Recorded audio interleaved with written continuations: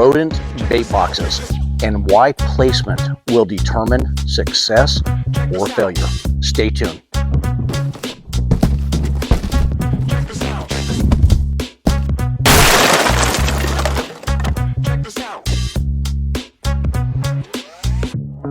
Hey guys, welcome back to the channel. Craig here again, howtopest.com. Like I mentioned in the intro, we are talking placement of rodent bait boxes. If you don't know what rodent bait boxes are, you will by the end of this video, but let's jump right into this. Guys, these are rodent bait boxes. In this video, I'm not going to specifically talk about all the different types of bait boxes out there. There are a plethora of them. We have them on howtopest.com. Every different type, different colors, so whatever suits your needs. Today, I just happen to be holding the Protecta rock bait box from Bell Labs. This is a cool bait box because it looks like a rock. So it doesn't look like your every other bait box out there, just the black ones that you see at restaurants or around homes. It's kind of aesthetically pleasing to the eye.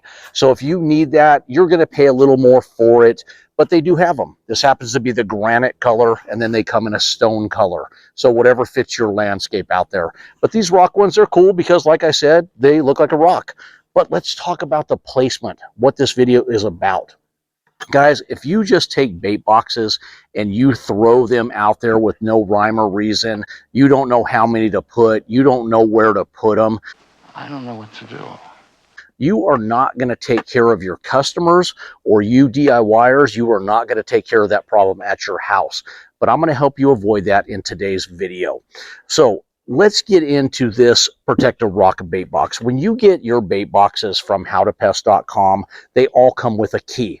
Now that key is to lock that bait box, to keep unwanted animals out, to keep children out, just to keep everything out besides those rodents that you're going after. And every bait box comes with a specific key. This one happens to come, we have a keychain with all of our keys on it, comes with a key that looks like this. And like I said, we're not really telling you about bait boxes, but I am kind of explaining this one to you. The key goes in just like that. And then counterclockwise unlocks it. You hear that? That's that snap unlocked. And then this thing just opens up like so. Every bait box inside pretty much looks the same way. I went ahead, well, let me start with this. They come with a bag, and it's going to have your key in it like you just saw me do, and it's going to have a little tag that labels the bait box. Specifically tells you, what, if you mark it, what bait you have placed in that box and when the last time you serviced that box. Now that is perfect for you pest control operators out there, and all of you pros out there that use these. You do that. You mark, hey, last date I was out here, and this is the bait that we put in the box and how many we put in. Now for your homeowners, it's also good because it tells you when was the last time you looked at the box, because you're not going to remember. Now, the reason you're doing that is not only that if something happens, you know what type of bait was put in there. So if somebody gets into that and it needs to go to a doctor or a physician, they can look up that poison that you marked and that EPA number and know what they need to give you to counteract whatever you may have taken or your pets may have taken. That's worst case scenario. But it just lets you know, hey, last month I put in so-and-so bait, and now it's been a couple months and I need to rotate with a different bait. So that's another reason. And like I said, the date serviced. It will also have a, I'm going to show you right here. It will have, this is a different one, but it'll have a spot for your name, your company's name, a phone number. You DIYers, you're probably not going to put that in there, but you can mark it with what type of bait you have used. Now the Protecta one from Bell Lab is kind of cool because it has that portion on the front, but then on the back, it has the most popular baits used out there. And you can just mark that, and you can see the EPA number is right there also. So you just mark the one you have. On the front, you put the date and how many you put in there, like when it was serviced last. That's it with the bait cards. It has the actual rods that I showed you, one of them in the trap, and then, like I mentioned, the key. So I went ahead and I put one of the rods already in there. It takes 3 more, and it has a disposable tray. It's kind of a clean out tray, so you can take it in or out. You can use it with the tray or without the tray. But that's it as far as the bait box goes. So let's shut this bad boy back up. Let's get into placement. Now, when you place rodent bait boxes out, the reason it's so important is because rats and mice, they stay to specific areas. Now, if it's rats, you want to place these bait boxes no more than 15 to 20 feet away from where you know you have activity. Rats, 25 to 50 feet. I lean more towards the 25 to 30, but that's about the range. Now, you don't want to just throw these out in the middle of your yard. And the reason being is it's not going to attract them. They're used to guiding along walls. That's why you see them along houses, along structures, along fence lines, because they feel safe. And let's get into an attic. You're not going to really put bait boxes in an attic, but even in an attic, when you put the traps, that's where you usually get them, along the beams up there, along the joist. So outdoors, when you're putting these bait boxes, you need to put them along those structures. Does it have to be exactly against the house? Yeah, if that's where they're roaming, where you're seeing the activity, where you have the droppings, that's where you want to put it. If you have holes that they're coming out of, that's where you want to put it. If it's along the fence, because you see them running along that fence line, then you want them down below. You can put them up on the fence lines, but you need to secure them, which takes me to my next point. They want a secure bait box. They want that secure looking item. If it wobbles, if it moves around, they're going to be shy of that, especially the rats. Now understand, mice are more curious, so they're going to be a little easier to get them to go into the bait box. But the rats, they want to see something there. They want to see it staying in place. Another thing we need to talk about, don't move your bait boxes around. Once you've put them out, they need to stay in that location. And if it's in the locations of activity, they will find that bait box and go in and take care of that bait. Now, that bait box I just showed you, and all bait boxes in general, they are set up to take soft baits and hard baits. So I'm going to put my gloves on while I'm talking here. And if you guys out there don't know, now a lot of you professionals out there, everything I'm talking about, it's just old information to you. If something on here helps you out, I'm glad. But the DIYers out there, a lot of you guys don't have a clue what's going on when it comes to these bait boxes. You've just seen them out when you've been, usually restaurants. That's usually where you've seen them. But all bait boxes, I happen to have a hard bait here. And they come, you saw the pole that I put in there? See how it has a hole there? This just slides over the pole. Now, if it's a soft bait, which I don't happen to have that on me right now, the soft baits, they just puncture. You just push it over the rod and just penetrate it through, and then you fill it up. Now, how many of these do you put? We're kind of going off the subject here of placement, but as far as the bait in the trap, in the beginning is the most important stage. You need to have that bait box stocked up with bait, because if there's not enough bait to kill that rodent and they just become sick, they'll become bait shy and they won't even go near your baits. But back to placement.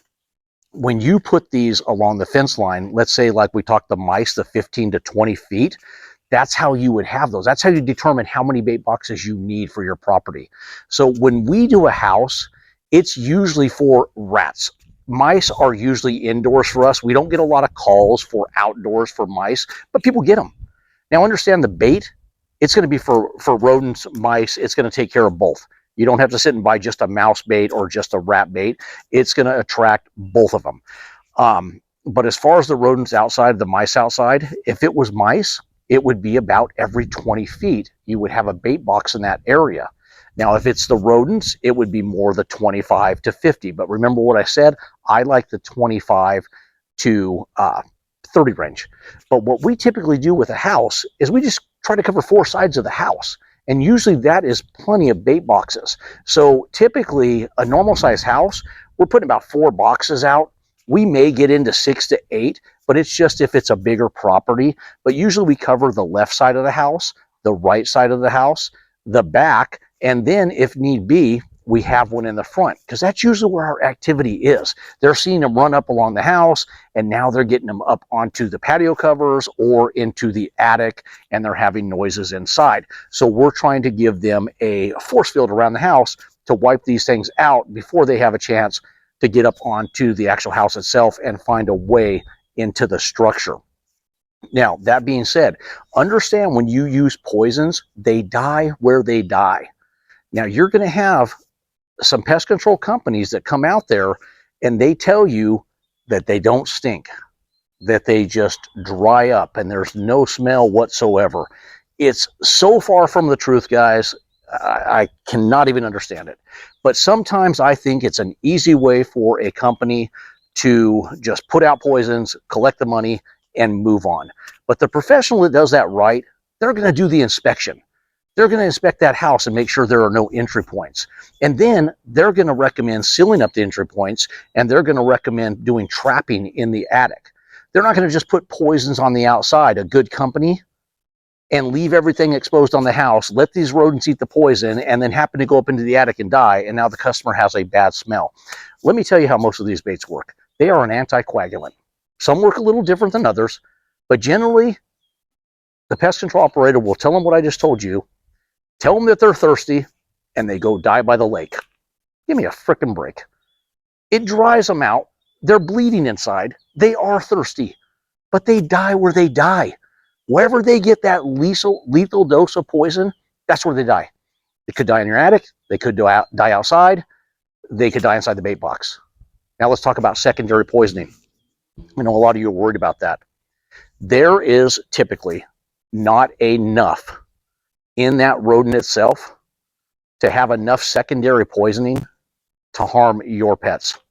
Now, that being said, you don't want your pets eating the dead rat. You don't want your pets getting into the bait box, because there is a chance that they can get enough of that poison and harm your lovely pets, your cats, your dogs. And I have them, but I protect my bait boxes. I have my bait boxes staked down, and that's another thing that we should talk about. If you have or are worried about the bait boxes being moved around by you have a larger dog, or you get coyotes in the yard, or you have coons that come through, possums, whatever it may be, and you are worried about poisoning non-target animals because they get into those boxes, as you should be worried about them because you're only going after the rats and the mice, then you need to stake the boxes down, whether that be putting a stake through the box, and you can do that. You can hammer a stake right through the box, open it up, and just hammer a stake into the ground. They make specific stakes for it. You can wire the bait box to something, or if you want something cut and dry, you put a heavy object on top, a brick, a rock, something that prevents that bait box from being drug around and allowing non-target animals to get into it. Now, we talked about the key to open them. They are pet resistant, which means that it takes a good job of gnawing and chewing to actually get that bait box open. In my experience, we have had Rottweilers that have chewed these things at customers' houses and never got into the box. They destroyed the box, have chew marks all over it, but they never got to the poison. That being said, you don't want to take a chance. So if that is something that you're worried about, they need to not only have something heavy on them, but they need to be out of sight or out of range of that pet, because the last thing you want to do is hurt your pets out there, guys. So stake the bait boxes down, wire them, or put a heavy block on them. But placement is key. I've been to jobs where they just throw them out in the bushes and they're wondering why they still have rat activity, because they're not going to venture out to that bait box that's just out in the open. They have a path that they travel time and time again. And once they travel that path and they leave their rub mark and grease mark and they show the other rodents where to go, that's where they go.